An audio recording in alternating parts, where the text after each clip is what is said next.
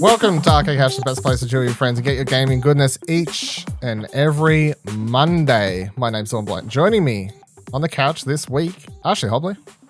Hey Dylan, excited to be here with the same intro that I come up with every week because it's so much easier and cheaper to come up use the same intro every week rather than design a completely different intro each week. Are you okay? I feel like there was these a break podcasts in the are worth Matrix. $75. You haven't seen the complaint going around this week? Why? What's the complaint? There's an animation of Aloy in Forbidden West that's the exact same repel animation as from Zero Dawn, and someone put them side by side and everybody's like, that's why they're cutting corners, the exact same animation. Bullshit. Oh. So they should redo the animation. They should redo the animation and make it different instead of copying the same thing. Why? Damn. It'd be annoying if the same person did the same thing the same ways for their entire life. Like, damn. Why are you buying fighting video games when they do the exact same moves in every single video game? I'm so sick and tired of Hadouken, man. That sounds like Why is they this need is like to make sure they reprogram that every time they do a Hadouken. And I want it to be different. Also here, Kira mentioned. It is I, the king of Hadoukens and Shoryukens and just everything. Oh, Hadouken! Yep. Shoryuken! Yep. That reminds me, it's not in the show notes, but did you see that they've got Mortal Kombat 2 in the works? Yeah, the movie. Yeah, even... I'm really hoping Chun-Li shows up in this one. Oh, Joe, do you want to tell them, or do I? Like, I think, I hope Batman shows up. This is a really big callback. Yes, to like a news story from, or like an internet thing from prior to the release of that movie, I believe. Yes. I can vaguely remember. Don't you love it when we start the show with a bunch of in-jokes and like? It's not an in-joke. It's a internet meme that didn't hit off the way we wanted. Didn't age well. Yeah. Did you just do something to your TV in the background there? No, I did not. Why did you draw attention to it? I was like, because I saw the YouTube logo just flash up, and I was like, what the fuck is going on? I was just being cool. I'm just putting something. Are you putting on Final Fantasy videos in the background? I did just put a Final Fantasy playlist on my TV. Yeah, I did. Fuck's It's sake. going to be really annoying for Dylan if he needs to like edit like in the middle of the video. I'll tell you what. If we get copyright striked, which I highly doubt, because it's so small in the distance and you can kind of not tell what it is. But if we get copyright for that, Square Enix's system that they've got set up, pick that shit up. I'll give major props. I think that'll be pretty good. Pretty impressive, yeah. I'll say you're about 50 minutes ahead of when you needed to pull that video up, but that's fine. All right. On the show this week, Pokemon Arceus impressions, Arceus impressions, still not sure how to say it, but that's fine. Star Wars new games and leaks, and Kieran comes to Australia. Firstly, let's go through a couple reviews and stuff that was posted on the website this past week, of course. Firstly, God of War PC review posted by Jacob. He gave it a 10 out of 10. So the first 10 for 2020, January. Smash I mean, it doesn't really count. Doesn't count. It doesn't really count, but it is technically the first 10, but it doesn't count. It's not as exciting as a brand new game or anything like that. But yes, 10. It said overall God of War on PC has improved on the PS4 release with the added graphical fidelity and the addition of widescreen ray tracing DLSS support. PC players now get to experience one of the best titles from PS4 in even higher definition and better frame rates. So check out his full review, link in the doodly-doo, of course, or explosionnetwork.com. And then there's a review for, I don't have it finalized, but it will be up by time you're listening to this because I was just editing it prior to coming on to do this. Jacob also will have a review up for the Nyxi wireless transparent Pro Controller, which is a Nintendo Switch Pro Controller that's like transparent, and he shouts out in his review the old school Nintendo 64 controllers and stuff like that. Those are the hotness. I can't remember his score, but it was high. Maybe like an 8. I think it was around an 8, something like that. So he really liked the controller, enjoyed it, so that's good. And then I'll hopefully have up my review for Uncharted Legacy of Thieves collection.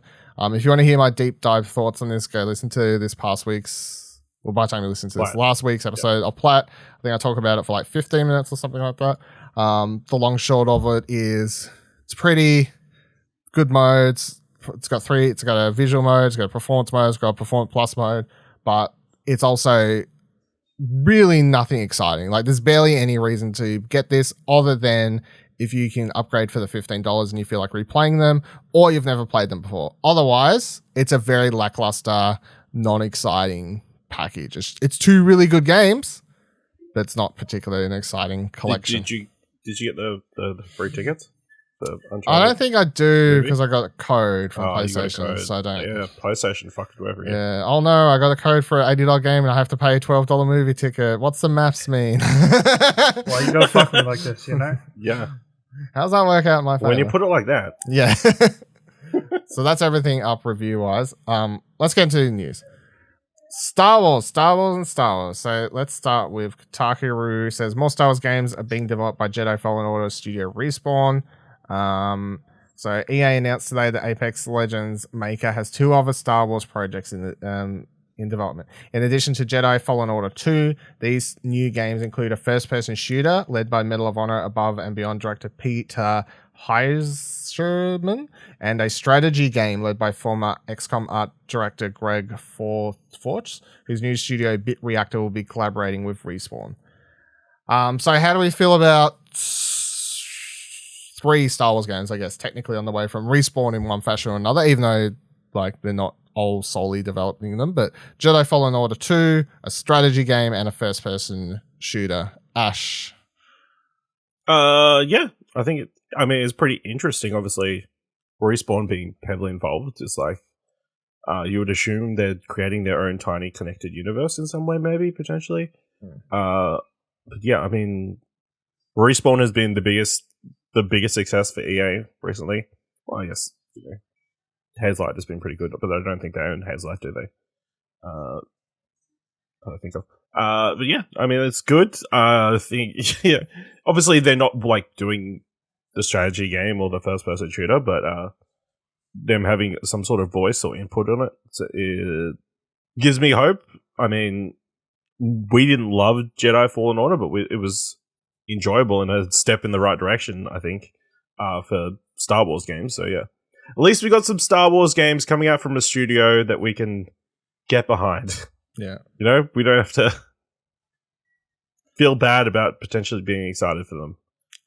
But yeah, I think we'll get into it. But like the story outside of that and what the ramifications of this means for other studios and for other properties is interesting as well. Kieran? I think, look, EA has now had a troubled... Look, the whole time EA has had this Star Wars license, they've kind of shit the bed with it, which is kind of weird when you look back at it because it is Star Wars. You think that's just a license to print money, really. I think it is, scarred by Battlefront 2, scarred by just their inability to make good use of this license and make good use of Star Wars as a franchise. I think Jedi Fallen Order was definitely a step in the right direction, and I think, that comes as a part of this bigger outreach of Star Wars content that we've got. I think I would be really excited if they announced a project set within the High Republic and tie in their video game side of things with what is going on with the rest of the Star Wars kind of narrative universes. I'd be really excited if they just took Eclipse from what's his face and then moved it there.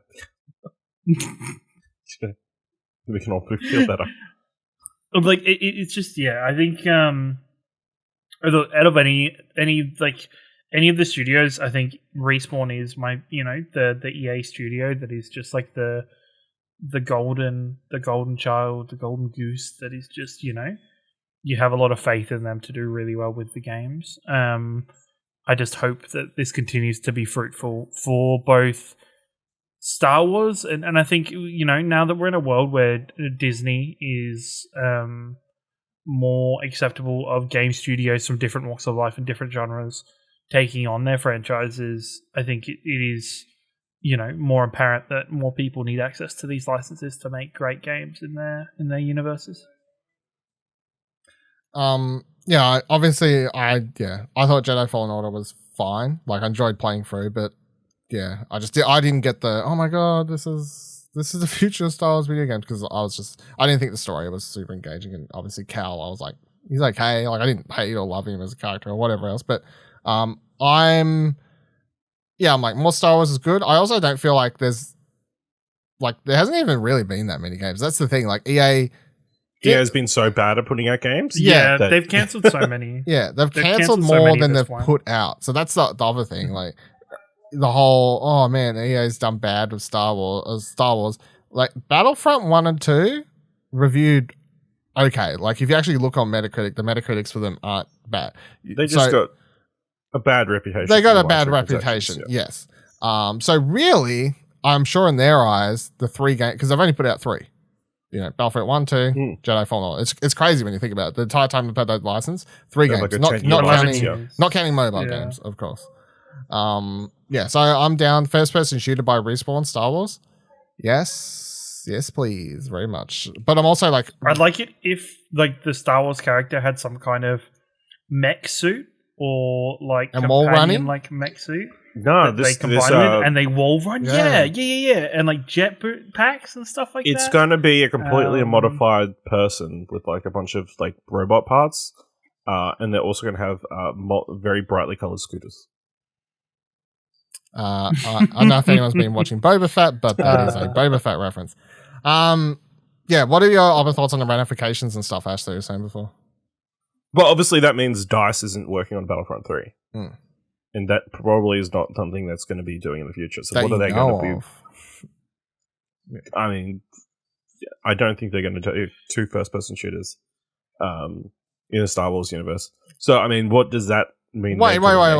You don't think EA would release 2 first-person shooters under their banner in a very short period of time? Not from the exact same franchise. Whoa. That's the only qualifier. You don't think That's DICE... the only qualifier. You've never seen a DICE game release only a month after a Respawn game or vice versa? Whoa, I've never seen that happen before. Not in the same franchise. That's the only... Battlefield Apex. No, it wasn't Apex. Titanfall, sorry. Battlefield Titanfall. Yeah. Titanfall.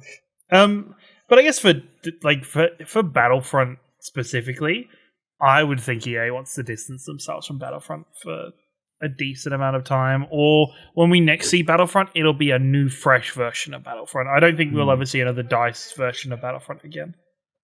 Yeah. So what are they going to do next? Are they going to do Battlefield 7? Figure out how to release a Battlefield without it sucking. How about you do that?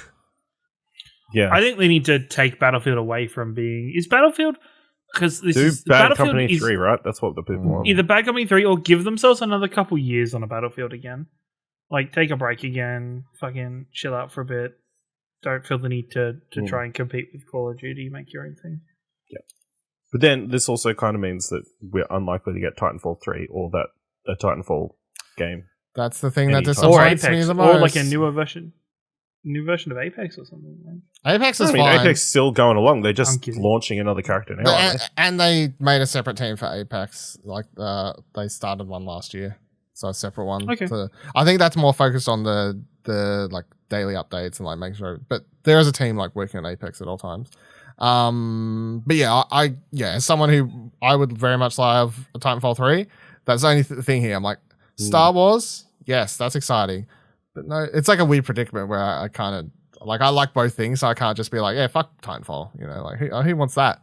Because I'm like, well, I do. I want Titanfall 3. So yeah, I think there was almost equal people upset that they weren't getting Titanfall 3. People begged for that game, but there's a rabid. I mean, people hacked the games because they wanted the support for them. So yeah, so hopefully, Titanfall fans almost as crazy as Star Wars fans. True.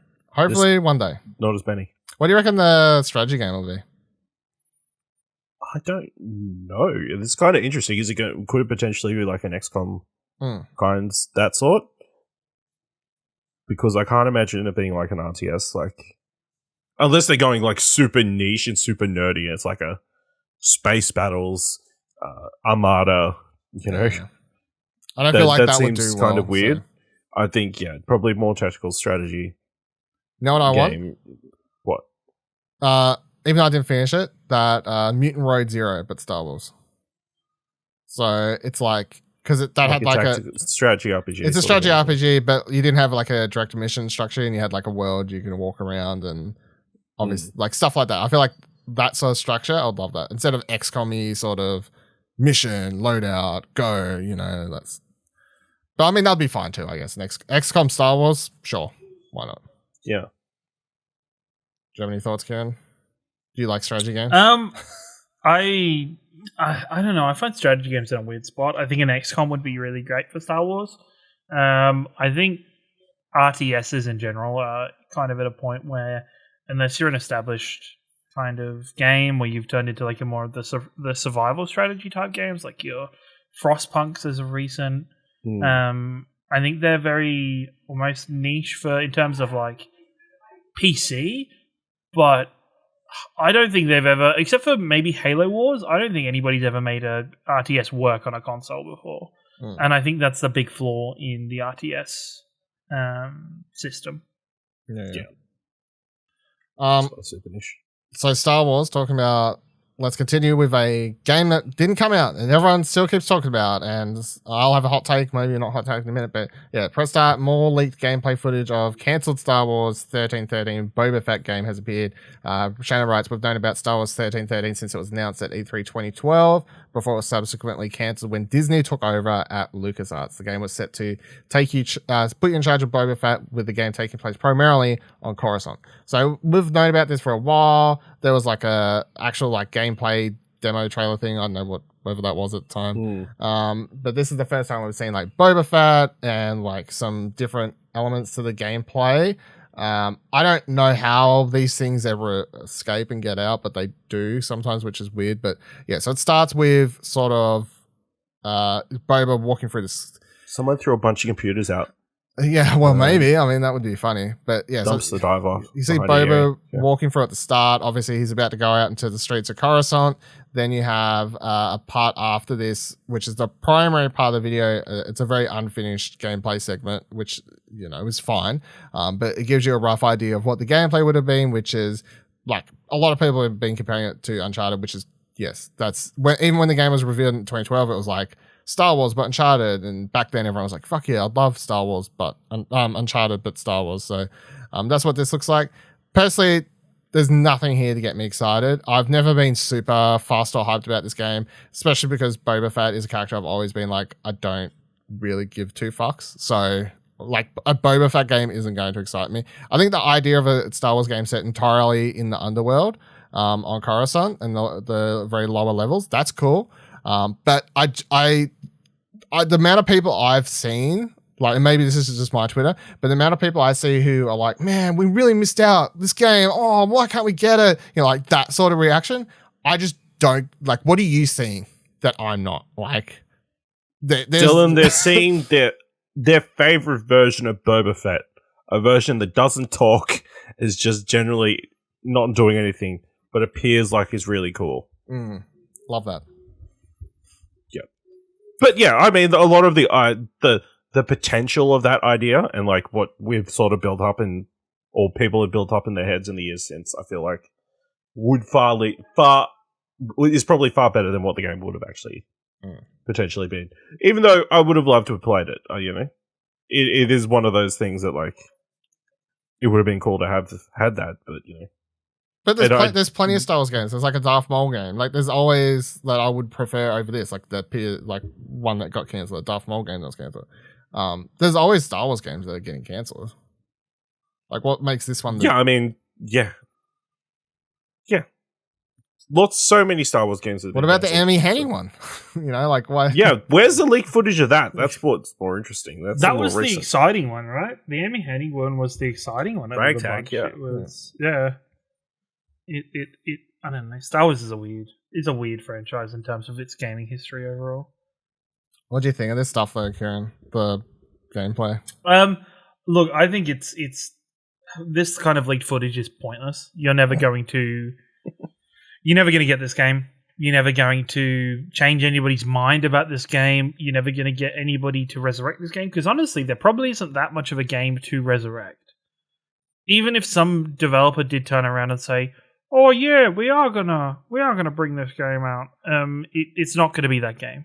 It'll be a different game wearing the skin suit of this leaked footage. Like I think it is. It's just a weird, you know, portion of gaming society and the gaming community that likes to dig up leaked footage and likes to explore for this stuff and search for this stuff, and it's just kind of pointless overall. Yeah. But it was interesting to see everyone sort of react. I was like, meh, I don't care. Talking about stuff I don't care about. PC Gamer has this quote from a game we all love to talk about. Ubisoft has shut down Cyberscape. We've made the difficult decision. What? That game. What game? Cyberscape? What game? No? No. What's it called? No. Nope. What? Nope. It's Hyperdrome. What did I say? No. You said Cyber Escape. No. Cyberscape? No, it's Hyperscape. No, guys. It's called Cyberpunk 2077. This is Punkscape. It's Hyperscape. Fuck you. Let me continue. Ubisoft said we've made the difficult decision to end development of Hyperscape Not anymore. and shut the game down as of April 28th. We're set to create a vertical closed quarters and fast-paced shooter experience, and we're extremely grateful to the community for this journey. So I think it was only a couple weeks ago, or maybe it was longer, but and time's a blur. But I swear at some stage recently, Ash made a joke about this and was like, whatever happened to that game? Well, guess what? I don't think I would have. I don't think it was that game. We talked about Battle Royales, and you were like, what happened to the Ubisoft one? Or something like that. Okay, that makes more sense. Yeah. And the answer is, it's dead. It's gone. We don't need to talk about it anymore. Good job. Hopefully this is a sign. This is hopefully, I'm going to take this as a precedent for 2022. Less new Battle Royales, because the genre, it's just not one that you can't. It's really like the MMO genre. It's almost impossible to break into. Yeah. I think Battle Royales is... Yeah.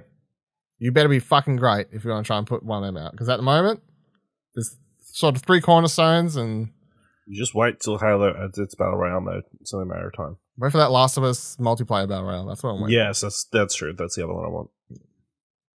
Where the clickers come out of you. I hope so. Jesus, I'm stuck on Cyberpunk at this point. Crysis 4 was announced, kind of. Well, it was announced as a game that's being a project. Yes. I think we've had more than 4 Crysises so far this year, God. right? Yeah, good job. That's How long have you been sitting on that one? Good Lord. You know what? What's better about Ashley saying these kind of comments is trying to work out when he realized this is what he was going to say, and just how long he's been calculating this move, like a chess player. That's straight off the cuff. Very bad chess player. No, there's no shot that's straight off the cuff. Crytek said, we're excited to announce we're working on the 4th installment of the Crysis series. We want you to join us on the journey and become the hero you desire to be. The trailer's a bunch of gibberish. It's a bunch of cool shit, whatever else. But in general, I just wanted to touch base, especially mostly. Is this like an Infamous game? No. Do you seriously not know what Crysis is? No. Really? Like not meaning don't know what Crysis is. You've never played a Crysis? No, he wouldn't have never had because he doesn't have. No, PC, he never. So. No, he wasn't around. He wasn't around PCs and stuff. Because Crysis 1 was massive in terms of like Crysis 2 was massive. It was the first Crysis. Crysis 2 was probably bigger, I think. But I think they were both. But the thing was, they weren't bigger because of the game itself. No, they were bigger as graphic fidelity simulators for PCs. Like the way you used to equivalent of 2022's Big Dick Energy was can your PC run Crysis on high settings? Like that was when they, for both of Crysis 1 and 2, that was what that game really was about. Nobody gave a fuck about its story. There's probably like a really minute kind of fraction of its fan base that really loves its story. I have played all of them and finished none. So yeah, I think I'm the same, and I couldn't tell you the story of shoot them. Things. I always remember Crysis 1 because I'm like, Crysis 1 is just like a weird version of the original Far Cry game. Well, it was the Far Cry. It was the original Far Cry people went and made Crysis. Yes. Yeah, exactly. And it was just a graphic simulation, really, in the end. And it's always just been that necessarily.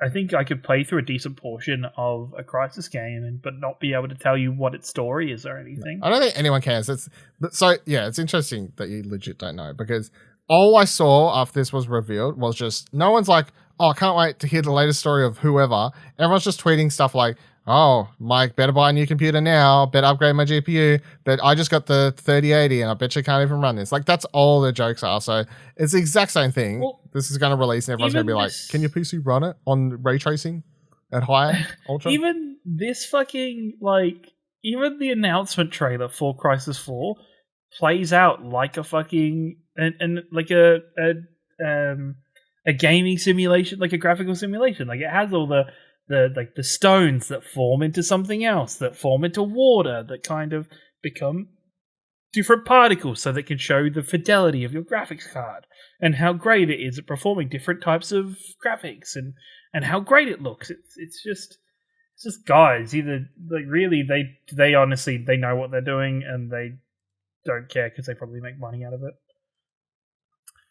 And finally this week, Final Fantasy 14 online Australian servers went live. Kieran, They did tell us indeed. how it went down and what server you've picked. Look. Most important question. So the five or six new servers, I am playing on Ravana, which is currently the most populated server out of the Oceanic Data Center. Look, it feels really amazing for two reasons. One reason, of course, is playing the game on actual decent ping. The gameplay is like a whole different game. Everything is smooth. There's no weird cutting of kind of no button presses being missed. No, you ran out of a damage indicator, but you still died to it because it snapshotted you in there like 2 seconds earlier. None of that. Ashley knows all about this. Look at him nodding. No, I just find it very funny you're saying all this, and then you've only been playing the game in relativity like 2 minutes. Exactly, in relatively 2 minutes. I haven't had to deal with this shit for the exactly. There is a home. Shout out to Bryce. There is a homefulness for shout out for Bryce. There is a homeliness about Australia having its own data center. So one of the things that happened. So Tuesday night, the data center went live for the first 24 hours, or until 5 o'clock the next day. No, you couldn't transfer your old characters onto that server. So, well, not her. It was, which I'll talk about that in a second because that's a whole nother story. But so what everybody was doing was everybody would make a new character, and there was an incentive that if you got a new character up to level 30, you got a free million gil, which is in the game currency, and 15 days game time for free. So everybody Tuesday night just made alternate characters and were just playing. Like I was running around as my character Centrelink because it was going to be named Centrelink? Yeah, no, I got a character named Centrelink because all I was making it for was to get the million gil and send it to my main character. Get the money, yeah. Yeah, get the money, exactly. But it was really funny to have people running around saying, it's Centrelink, or people messaging me asking for their payout of gil and stuff like that. It was really funny. One of the really funny things about the chat was, just seeing people talking in English as the main language was kind of crazy in itself. Hilarious. Hilarious. But also the fact that Square Enix's censor feature censors the word fuck, but does not censor the word cunt. And like there was that many C-bombs just being dropped all over the place. Has that not been fixed, surely? No, not that I've seen, but like it was just all in the chat and you were like, yeah, this is home. Like I saw, Free Companies, which is the Final Fantasy's version of guilds, one called the Labour Party being run by Kevin Rudd, and the kind of the spiel about introducing people or trying to induct people was asking people to join the Labour Party, and it was like, we'll even accept Tony Abbott, or just having different people make random characters. There was like Pauline Hanson fighting with Daniel Andrews from Victoria. They were fighting in one of the major cities of Final Fantasy. Like just having all these more Australian-centric community things in the game and preferences has been really great and really refreshing. So there's actually a Twitter account. It's a wonderful thing. This Kotaku article lists some, but there's a Twitter account at People of Materia. Is got a bunch of names. So like the ones the Kotaku article lists here is Woolies Shelf Stacker, AstraZeneca, Siggy Buttbrain, Where's Harold Holt, Daniel Andrews, 4 and 20, and then that you can find a bunch more on that thing. Like what was the one I just saw before? Like I can't find that, but there's a whole bunch of. See, Kieran, you should have tweeted out yours. Well, there's someone on here called Centrelink Welfare. I don't know if that's you, but if you're just Centrelink, not Centrelink. Mine's just Centrelink. Yeah. So maybe you're on here. Maybe there's someone here called Double Blood. There is a. there is I think there is a guild called MyGov or OzGov, and they're a Centrelink free company and stuff. That I think it's a great thing to have a community that is just focused on Australia. KFC Zinger Box. KFC Zinger Box. There's just I think coming from the Japanese data center, Japanese players take the game a little bit more seriously, so they have very sensical family fantasy names that are their characters and stuff. And then you come to Australia where people are just fucking around with their characters' names and making each other laugh, and it's a really wholesome thing to see this community grow and evolve now that we actually have our own space. We're not just kind of quote unquote digital refugees on a Japanese server. It's really fun, really enjoyable. I hope Square Enix, I've seen a rumor that this is just Square Enix's plan to find out all the accounts that they need to ban. But I think this is a really positive for Square Enix. The only thing I will say was a negative for Square Enix was how they did their character transfer system, which was done via their Homeworld transfer webpage, where they pretty much tweeted out and said, okay, this is going to be available at 5 p.m. Australian Daylight Savings Time, or Eastern Daylight Savings Time. Good luck, everyone. And no shit, I was on the website for all of 2 minutes and it crashed. And it went on for the next 3-4 hours where the service would be up for a minute or two and then it would crash again. So you'd literally just have to sit there for hours on end, just refreshing it systematically, hoping that you saw it when it came up, trying to transfer before it crashed again. And it was just the most frustrating shit in the world in terms of just general organization. They've known this is coming for a while. They announced that we were doing this 2 weeks ago. They should have just had some kind of either pre-registration function where in that 24-hour period before the transfer's fully opened, have people put in their character details, say, this is the character I want to transfer, don't play that character for 24 hours, and they just move it over behind the scenes without any kind of rushed timeline or time zone kind of feature. So I think that is the only area that Square Enix has really dropped the ball was that transfer period, because I think that was really frustrating for quite a lot of players. But as a whole, I think it's fantastic that Australians have an Oceanic server, and I hope this prompts more games of not just the MMO type, but games across the gaming genres to put servers in Australia so players can have the best possible experience.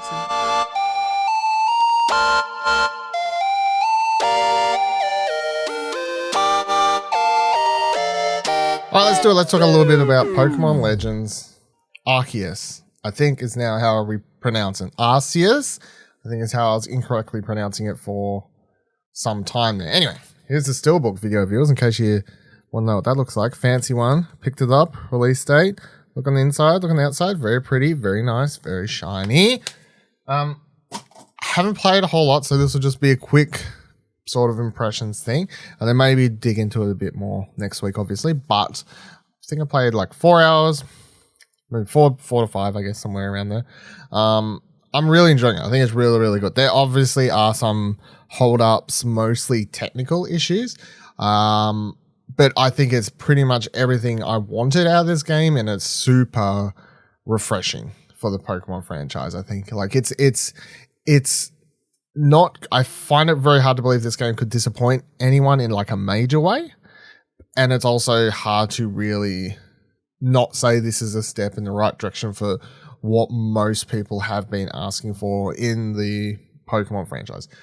So quick rundown is for if anyone's not paying any attention, not playing it, not keeping up, doesn't really care, what's so different about this one, what's it doing? So it's an open-ish world, so there's I think there's a total of maybe 4 or 5 from what I could gather, areas that you can travel to, and those are wide open areas where you can explore and catch Pokemon and battle and these sorts of things. The setup to the game is that you're trying to complete an entire Pokedex. While doing this, you're running into different types of Pokemon that are infected and enraged, and then there's these alpha Pokemon, and there's a giant black hole thing in the sky, and what's the mystery behind that? Oh my god, got to figure it all out. There's all these different clans, I guess. Yeah, clans. They're there's a Diamond and a Pearl clan. Wink, wink, nudge, nudge. There's a Galaxy group. Wink, wink, nudge, nudge. Everything is, because this game's a prequel set to the prior ones, everything's sort of setting up the way stuff goes in Pokemon franchise. Not that the main Pokemon games I would say most people care about the story, but this is like interconnecting dots. And this game's a lot more story focused, at least so far, than the majority of Pokemon games, which has been really interesting. But the gameplay front is catching, and doing a little bit of battling. But I'd say it's primarily around catching. The core mission structure is that you'll sort of be given a direct task, like go to this place on the map, and then you're free to mess around as much as you want. When you explore in the open world, you'll run into Pokemon. You'll see them in front of you. It's not wild like the original games, of course. You're seeing these things run around. You see a Ponytail in front of you. You see a Zubat running around, floating in the sky. You know, you find a cave. There's some Machops in there doing Machop things. All this sort of stuff. Everyone reacts differently to you. You have to go about catching them differently. Some Pokemon are very timid and you can scare them off. Some you can run right up to them like Bidoofs and just spam fucking Pokeballs all day in their face and catch as many as you want. Other ones you were not able to capture unless you battle them first, much like the original games. So that means you throw out your own Pokeball and they'll start a battle. The battles are more or less like your typical Pokemon battles where, you know, you perform attacks and you can use potions and you want to whittle down the health of the Pokemon a bit lower before throwing in that Pokeball.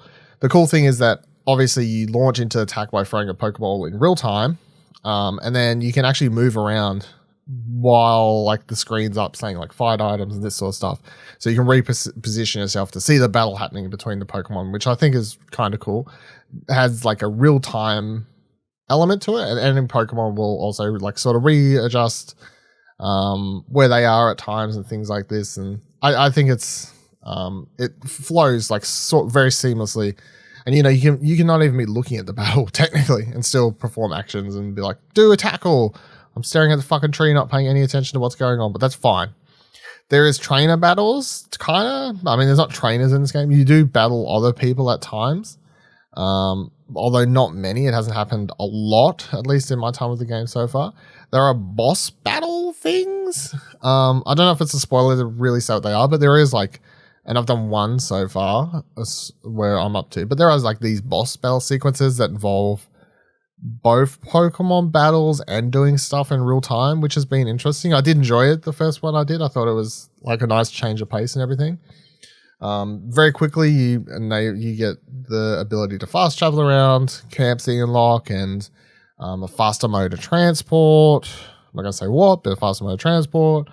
So yeah, I feel like the game's, it has a very like long first hour tutorial based, very like story heavy and explaining all the new mechanics, and even though a lot of them are obviously very much based in core Pokemon mechanics, like drawn out and all this sort of stuff, but it's just very wholesome entertainment for the most part. Like being able to run into Pokemon in the wild, being able to literally aim a Pokeball at them, throw it at the head and catch them. There's something like the tutorial thing that teaches you how to do this. The first time I threw a Pokeball, whichever Pokemon, I can't remember what it was now, but did that. I was like, you know what, that's kind of cool. Like that felt cool to do, to throw a Pokeball in real time after all these years and like catch a Pokemon and just see the Pokeball sitting there on the ground like, dude, caught it, good job.